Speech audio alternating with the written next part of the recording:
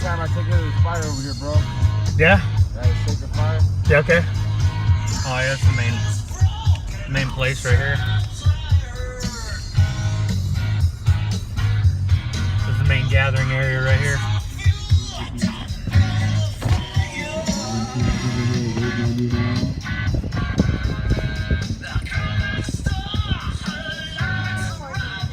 I need some propane. Ladies of the tent, we have volunteers over here waiting on you.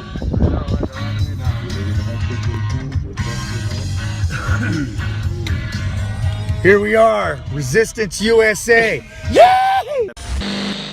Well, a story we've now been following here on Happening Now with the controversy over the Dakota Access Pipeline. And despite growing protests, the company in charge of this project says it remains committed. And then there's a guy, like, you know, running through camp going, you know, warriors to the front line, action on the bridge, action on the bridge. And, you know, you can hear, you know, a lot of chaos starting to go throughout the camp, and it got kind of scary. And then with about 2 to 3 minutes later, everything just erupted. Grey Wolf right away suited up and jumped in the van, let's go. I'm like, right now? And he's like, that's what we're here for. So, you know, we're up there and got up to the bridge, and you could hear the prayers, and you could just, you know, I got there. When I got there, it was already kicking off. You know, they were getting sprayed. They were, you know. So here at the front lines, they started shooting rubber bullets, fire hoses with mace, percussion grenades. This is the Resistance USA, peaceful protesting. There was water cannon being sprayed on all the people, the protesters. There was about, I'd say, 300 people there at the bridge. And as I'm walking in, just looking at things, I lose my group.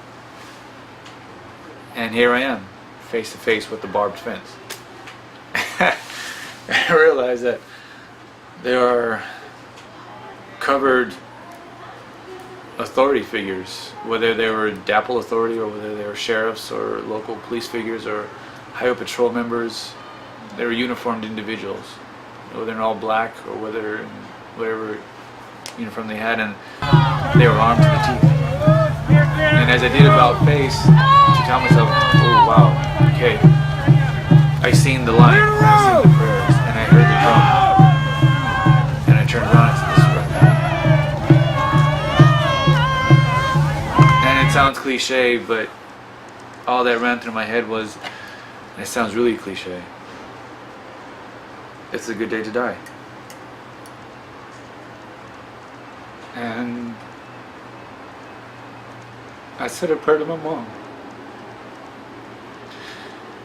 This is like at the end of the day, you know, you're gonna have to stand for something, man, or you're gonna fall for anything. There was razor wire, there was big huge concrete blocks stuck in the way, and that was separating the police from the protesters. As soon as I got up to the front, that's when they started, you know, shooting people with rubber bullets. Get it, sister, get it. Got a sister that's hit with a bullet here, rubber bullet. Anybody need milk and magnesium in there? No. Sister, you need it? I got hit in the leg. Okay, who do we have? Got more room? You okay, sister? What happened? I got hit in the leg. I was in the front line, handing out stuff. You're a warrior, sister. Thank you, sister. Thank you. They have lost their humanity completely. Crazy. Can you believe it? And then I see these flaming things flying overhead, and I realize, oh my God, they're tear gas canisters. Unscripted, unknown, temporary chaos. They shot tear gas canisters in front of us, and those were the ones that we had to run through. Well, I thought I could run through. I got about halfway through, and I was overcome. This tear gas is very quick. It just constricts your throat, and it makes you feel like you can't breathe. You can't catch your breath, and you feel like you're going to throw up, but you can't. So all these emotions are going through you. Well, I could not figure a way out. I was separated from the rest of the group. I was by myself, and I actually looked to the ground and said, I'm just going to lie here and I'm going to die. That's how bad I felt. Whatever, grace of God or whatever you want to say, I ran into Grey Wolf, and He came up behind me, grabbed me, and he says, I've got you. And he took off, and we dragged me through the smoke and everything, and got me in the clearing, and gave me some water. And I had to thank him for actually saving my life, because I thought that was my last day. you know, my brother Grey Wolf down there in the ditch. You know, I seen all this tear gas around him, and it looked like a war zone. I've never seen anything like it, and I'll never forget what I saw. It was awful. Lying in wake the next morning of, and listening to some of the local broadcasts out of Bismarck, out of North Dakota, and even on CNN, it was snippets of lines taken out of context where it showed us as agitators and we were provoking, and it was basic propaganda against us. Was it accurate? No. Was it full? No. And like I said, you need both sides of the coin to understand the story. You can't just take one paragraph out of War and Peace and say this is the entire book. You need everything on there. The next day they said that the rioters, we were rioting, we were overturning vehicles, starting vehicles on fire. The fires that were started were to keep the people that were being hosed down, keep them from freezing to death.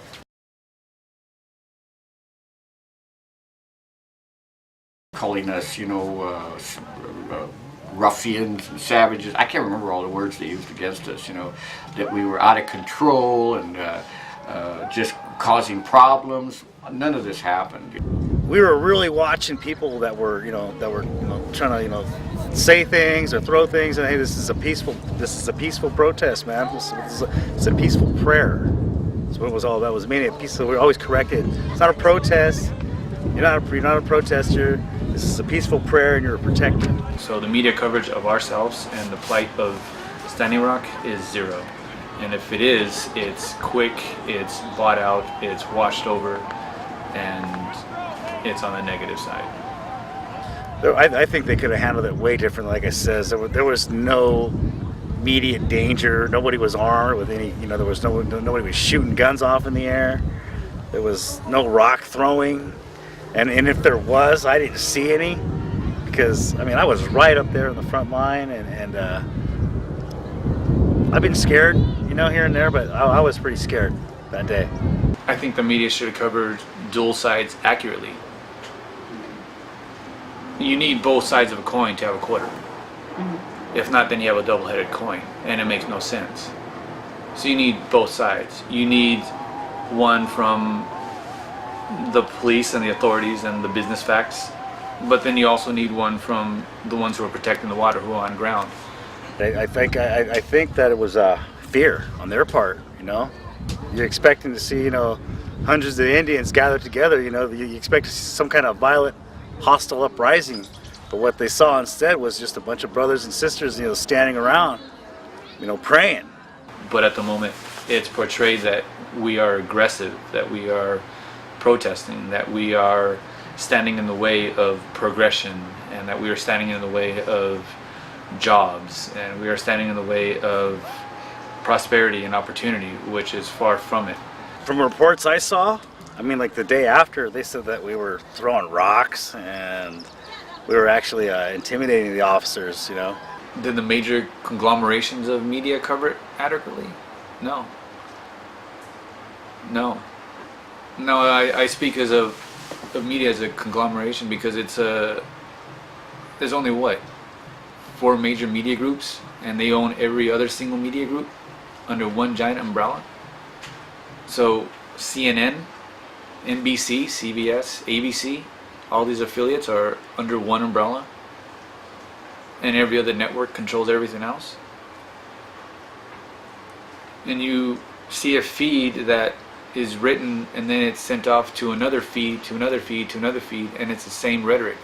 one broadcaster reads it, another broadcaster reads it, another broadcaster reads it, and they may put a different, wording or twist or I don't know, rhetoric to it, but it's the same rhetoric. It's the same propagandized information. So were we properly viewed? No. I mean, to the world at that point, we're just a bunch of redskin savages trying to take over, being disruptive. It was totally blown out of proportion. False.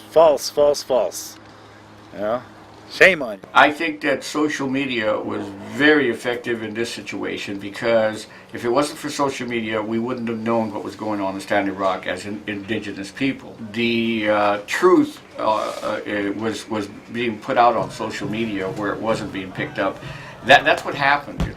But social media can be used as a very effective tool in getting people together and informing people about what's really going on. I use it as a tool to get my points across, and that's what happened with Standing Rock. All these pictures of the dogs attacking people and all that, the news people picked it up because it was on social media. They couldn't deny it anymore. When all these things were starting to come out, you can only lie and deny for a certain length of time, and then the truth comes out. And then you're faced with the truth. Now you have to do like what was happening with the media, where they have to distort the truth, and then they can't win that way, so they have to start reporting the truth. But you force them to do that by social media. We had groups that were broadcasting from their mobile devices and dishing out live feeds that if you want to get the full story, then these are the eyes and ears that are on the front lines, as if you're in wartime correspondence combat. I think it was a good avenue, to have a lot of those live feeds that were presented, that were on Facebook, and that was pretty much a lot of some of our people that were out here. That was our only avenue of communication with people out there, and that was the only way that we can get our version of what was going on out there out, as opposed to the police and Morgan County Sheriff's Department doing their press conferences and saying that they're being threatened by all these people. And when it was obviously not true, because the live feeds showed completely different from what they were saying that it was happening. And they would only cover certain portions of it when it was when violence was happening, but they were cutting out pieces. And a lot of the mistreatment that was done by the police, it wasn't even shown in the news, in the media. It was only shown on Facebook, some of it. I questioned where the media was for the 17 million people, the other 1,100 miles of pipeline. Where were all those other people? Because it appeared that only things were happening at Standing Rock. I believe that a lot of the media is one-sided, and whatever they want society to think, then that's where it pretty much goes. Unless there's violence in the story, which we don't have violence at our marches, so a lot of our marches are not covered. They try to portray as a protest to be something negative, or some kind of, or like they say, we're not protesters, we're protectors. I mean, they're trying to sort it out with the media, but the media is always trying to portray anything that's against the grain or against the popular ideology.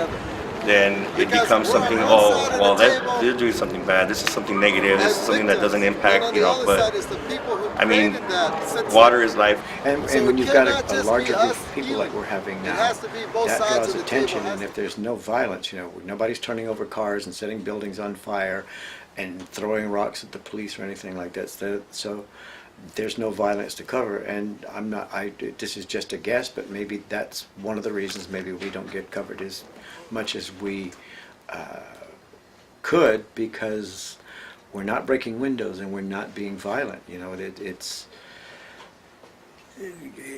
seems to me that the media likes the doom and gloom aspects of what's going on, violence, and we're just not a violent group. Obviously it's skewered, to show that it's bigger than it is, like what's going on. Particularly if it's something that's going against the agenda that the mainstream public has. At least the mainstream media always portrays it as a negative thing, like we're trying to start, violence. We're trying to be aggressive towards people. We're trying to aggravate the situation. We say it's a peaceful, prayerful event.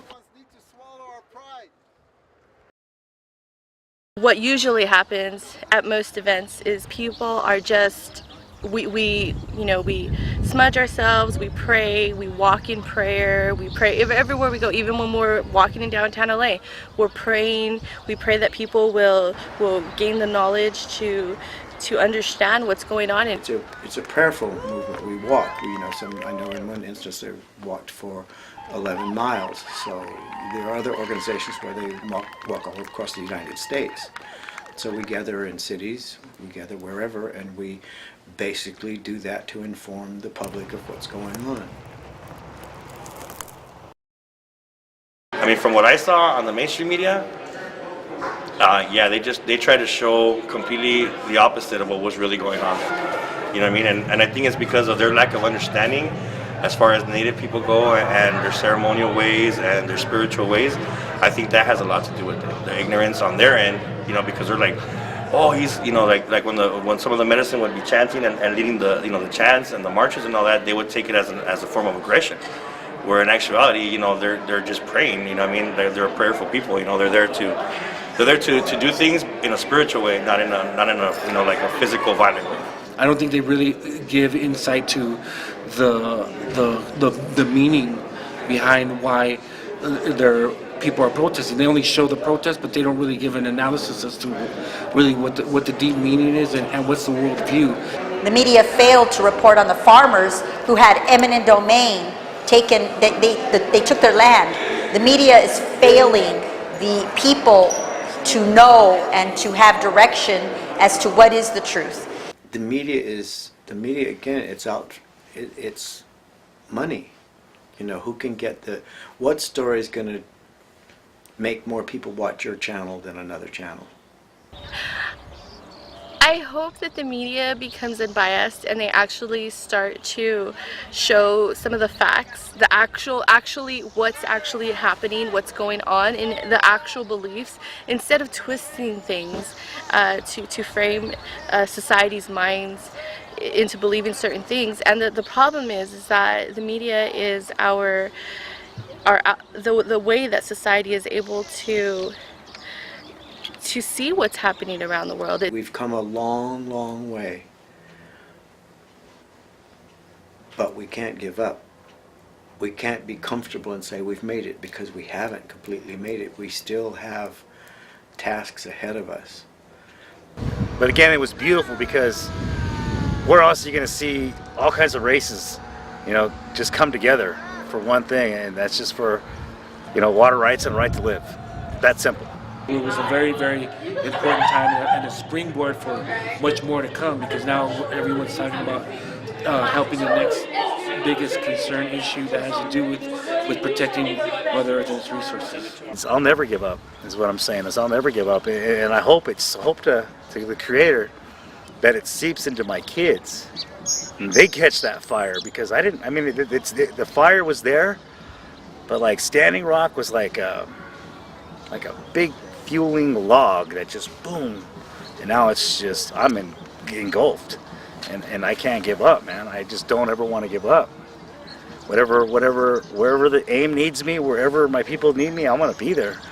Even if I gotta hitchhike, whatever, I'm gonna be there, and I'm never gonna give up. So I would gladly give my life. I hope that means something.